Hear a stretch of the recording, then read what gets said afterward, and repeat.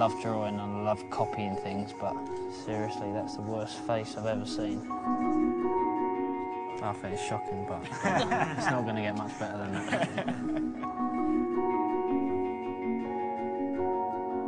Do you ever visualise you winning or anything in your head? You know? Always. I always dreamt of winning the World Cup, but it's not happened yet.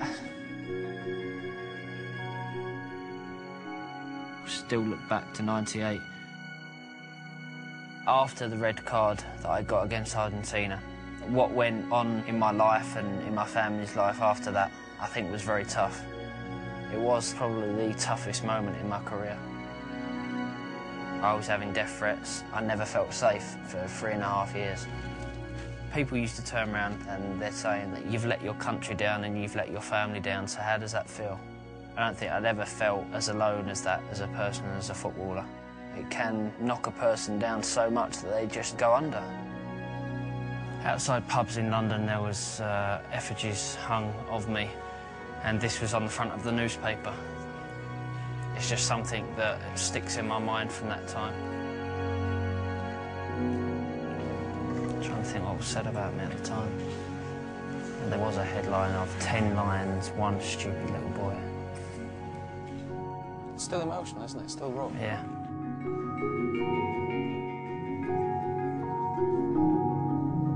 This is a saying that I use all the time, and it's true. It is a round world. '98 was just before the World Cup. I was at the top, and then after the World Cup I was at the bottom. And then you work yourself back up. The upside for me was the Greece game. Once the game started, it was the start of an incredible day for me. It was either going to the World Cup that day, or it was going into qualifying games, which none of us wanted to do because the expectations of us. I remember Teddy Sheringham getting a free kick on the edge of the box, and I remember putting the ball down, and I remember looking up at the clock and thinking, this is it, you know, this is the only chance I'm going to get now. The only thing I could hear was the man and his drum around about here, I think. And then I stepped back, took the deep breaths, run up, and as soon as it left my foot, I knew it was in.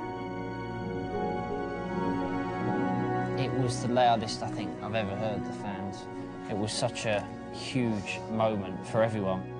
I remember just running off and being that excited, just jumping up in the air. You know, I could have touched the top of the stadium if I wanted to because I felt that high.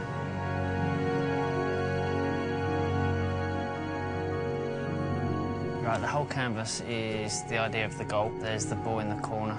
My celebration and the words belief, strength and family is what I needed and what I had to get through after '98. Finishes it off. Being in front of a blank piece of paper with experts around you as well, I think that is much more daunting than stepping out in front of 90,000 people playing football.